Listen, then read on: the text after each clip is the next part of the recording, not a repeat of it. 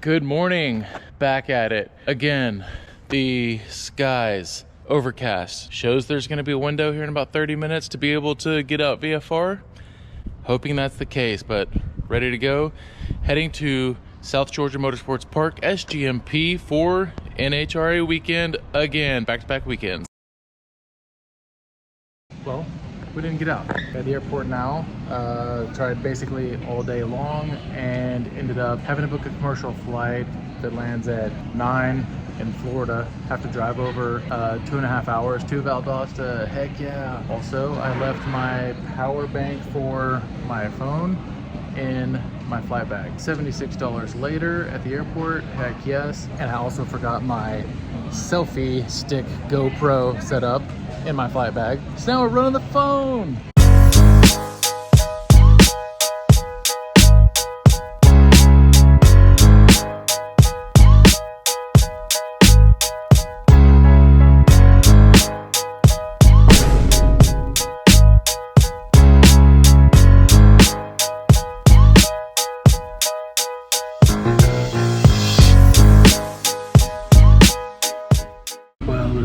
After midnight, but we have made it to Georgia. Gotta get some sleep and get ready for a big day tomorrow night.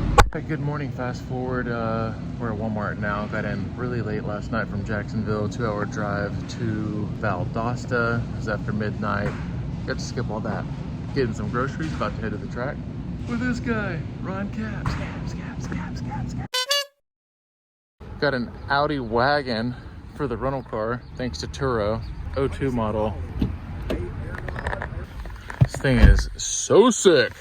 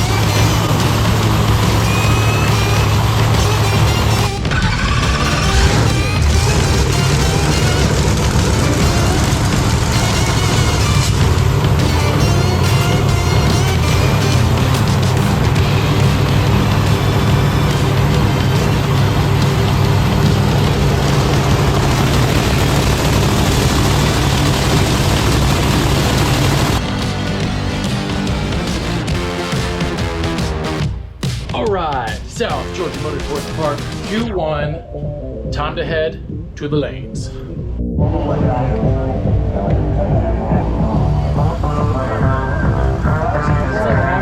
I appreciate it.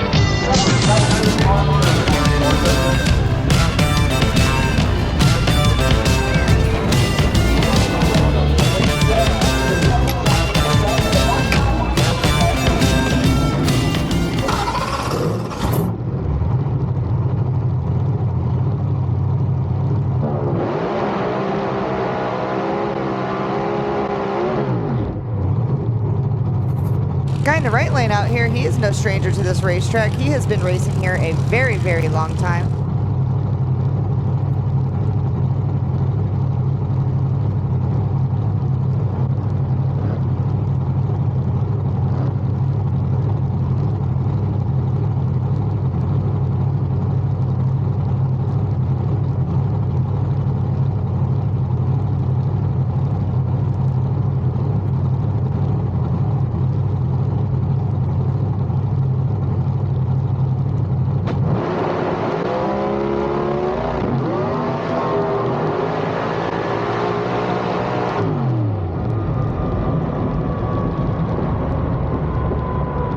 Well, crap. Q1, shaky. Thing was definitely wheels up. It left freaking hard.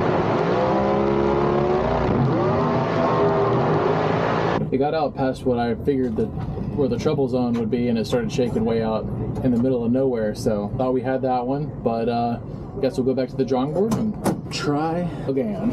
So I don't know if it was just on the bar too hard or what. Gonna need a wheelie bar wheel as well. All right, we are racing the Storms, headed to Q2. All right, what's the plan, Junior? Just gonna try to go A to B and get this hot rod in the show. A to B. No butt kicking this time. No shaking. No butt kicking, no shaking. Just A to B. What's so hard about that? Right? What's so hard about that?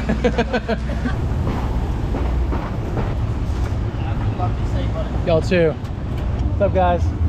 Good job last week. Yeah, buddy. Yes, sir.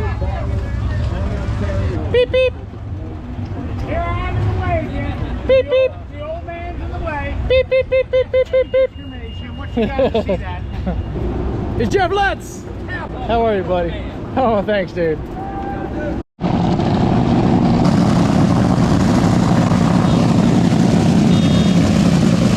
All right, saddling up for Q2. If you can hear, golly, I wish you could feel the nitro that's in the car with me here. But basically, the rain is on the way. We may not get to run tomorrow, so this might be our only other shot. That being said, no matter what happens on this run, shakes or what, if it shakes, I'm pedaling it because we got to do everything we can to get in. This could be our last shot. And this is a racetrack we've talked about. Alex Laughlin had a massive win earlier on in his career here in Radial versus the World. In the Corvette he was racing at the time, a car that he really won. I believe he beat Daniel Ferris in the final round here on a hole shot to win the category on that particular weekend. It was a signature moment, and it's one of the things that, you know, really kind of helped to elevate his profile in the sport, which would eventually carry him on to national event wins in so many different categories. U.S. Nationals win. Alex has been great, and he's a great marketer, and he's on social media. It's just a great family, excellent work.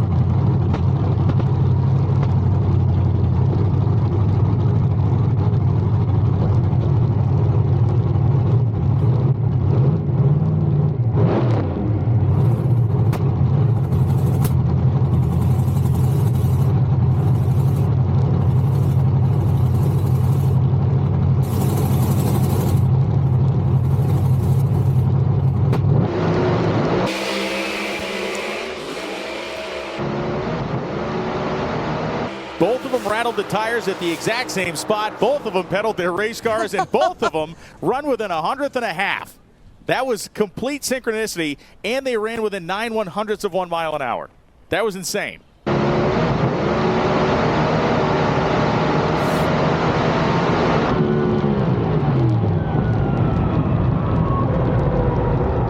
Unfortunately, had to give it a pedal, but I mean, all things considering, kind of been saying that a lot lately. All things considering, went 598, so that at least gets us in currently. That's better than not being in. Quick pedal, obviously it shook. It kind of shook in the exact same spot, the exact same way. I was ready for it because, well, told you I would be, and hopefully that's good enough to keep us in, because to be able to win this race, you've got to be able to qualify and race on Sunday.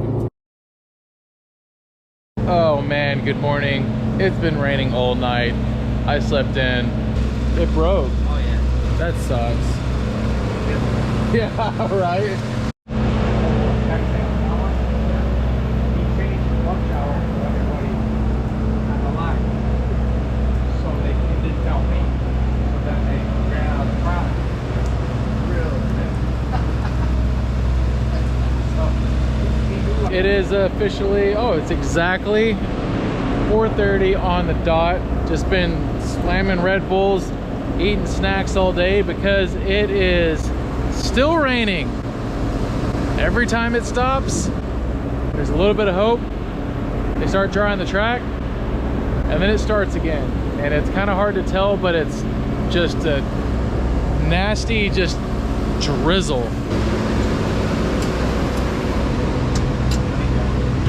What are y'all doing? Taking the trans out? Yeah. Ratio swap. You just want to tape with me again, right? Huh? You just want to tape with me again. Yes. I got some good ones. Wait till he gets the black eye. What from? He whacked himself pretty good. Oh no. Yeah.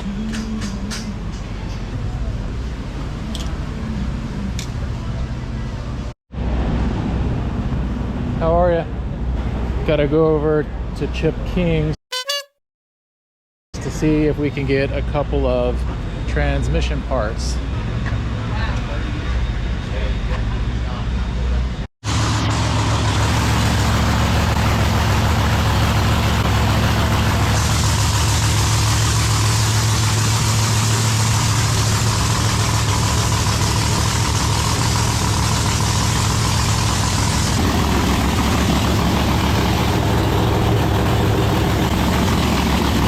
I can't believe it. Literally cannot believe this. 5:52, sun's out, and they've sent 2 top fuel cars down the racetrack. So as long as it stays this way, it looks like this is actually gonna happen. Oh. It's getting serious. Oh my gosh. Oh. I'm gonna warm her up. It looks like Q3 might actually be happening.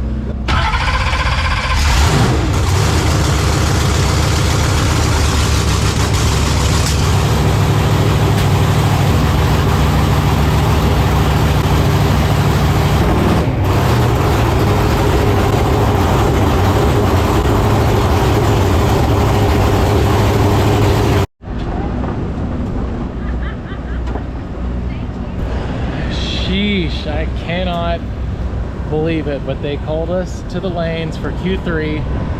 Obviously, with it being the time it is, I don't know what time it is, 6, we're gonna go with 6-ish, but it's late afternoon. This is gonna be the last qualifier, so we're gonna need this thing to go all the way down, pedal down, start to finish, and as long as it does that, we will be safely secured and qualified to race tomorrow. I was kind of torn on whether or not I really wanted this this qualifier today, because being qualified in the field was guaranteed if we didn't make this run, but then obviously if we do make a nice run here, we can qualify better, which is ultimately the better option. So kind of a double-edged caveat sword.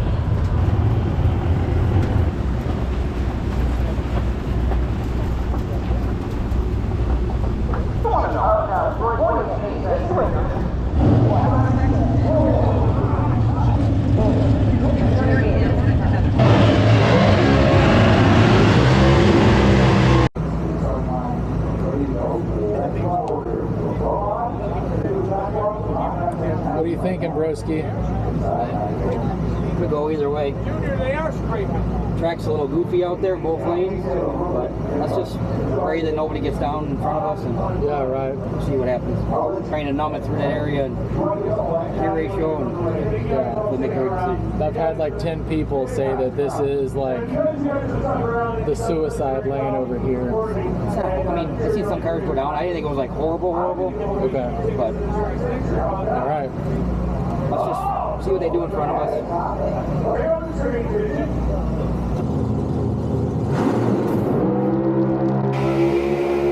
Well, they both have a chance. Here we go.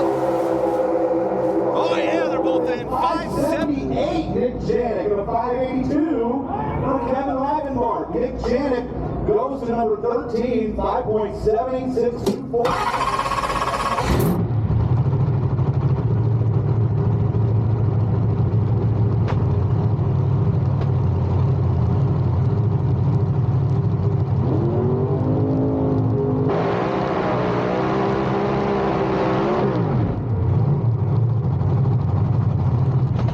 got bumped out, Alex Laughlin. That Dixon flannel machine for VP Fuels and 360 Wraps, Hot Wheels, Fuel Tech, the entire host of sponsors on Alex Laughlin's machine. And that Camaro was really one of the better cars in the class until Friday in Charlotte. Yeah. And if you weren't with us in Charlotte, you didn't follow ProMod, you don't follow Alex on social media, he had a chute failure, did a yeoman's job of not totaling that race car, but he turned it sideways, scraped the wall with the back of the car, and it got the wheelie bars in the part of the body, but it just hasn't been the same since, Courtney. And he went low of the round doing it too. Yes. That was you that was down there that got to tell him, correct? Out there and told him all about That's it, right. yeah.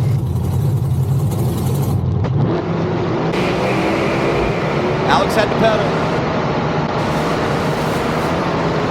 And it won't happen. 589.3, 249. The pedal cost him, Courtney. The pedal did cost him, but listen, that's how he drives this thing, and we've seen him. Anything you can do to get in on that last session. As we take another look on the AMCUS rescue system replay.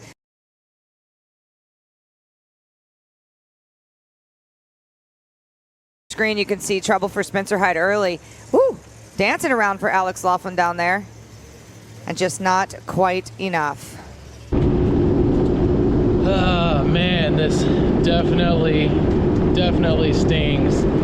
Second DNQ of the season. I really had high hopes for this place because we've done so well here. We needed this. We've got a week off to go test and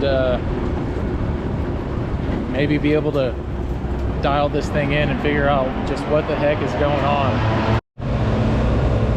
So last night after we got back from Q3, our last run, we kind of started digging around on the car, just wondering what the heck is going on, and Kevin actually ended up finding that the chassis is broken at the back. So that led into a lot more of an investigation this morning, and basically the one crack led to another, that led to another, and long story short, the car is broken in 3 different places. One of them is just absolutely terrible, and so it's allowing the car to twist and flex like it's not supposed to, which really explains the reason that it just keeps shaking. And shaking the tires is so violent. I mean, you know, realistically, like one time in Houston when I was running Alcohol Dragster, the tires shook so hard that it cracked one of my teeth literally in half, and had to have a $3,000 crown put on. Like it's unbelievably violent, not only for the driver but most certainly for the car and all of the welded joints and structures and whatnot. So buying a new car unfortunately is not in the cards, or even a used car for that matter. Even, you know, really starting to think about how lucky we were in Charlotte that the car was able to live on, you know, really got me to thinking that this is the only car we have, and we're not really in a position to be able to replace it. We would love to be able to get a new car. This car is 16 years old. It's the oldest car in the class by probably like 12 or 13 years. Like everything that we're racing against is basically brand new, but it's been working great. It's really felt great to run as good as it does and has against all of these cars that, you know, people have $300,000-$400,000 in. But again, that's just not really realistic for us. We're gonna do the best we can to fix this car and try to get through the rest of the season and figure out really what's next. But at least we have found a problem, and that we're not just standing here scratching our heads and not understanding just what the heck has gone wrong. So we've got a weekend off before Chicago. The car's going to go back to Mike Janis's shop. They'll end up doing the best they can on welding everything back up, welding gussets in, extra braces and whatnot, and we'll be ready for Chicago in 2 weeks. So for the rest of the day, best of luck to everybody that did make the show here and qualify, and good luck to whoever the winner is. We'll have a shot at the next one.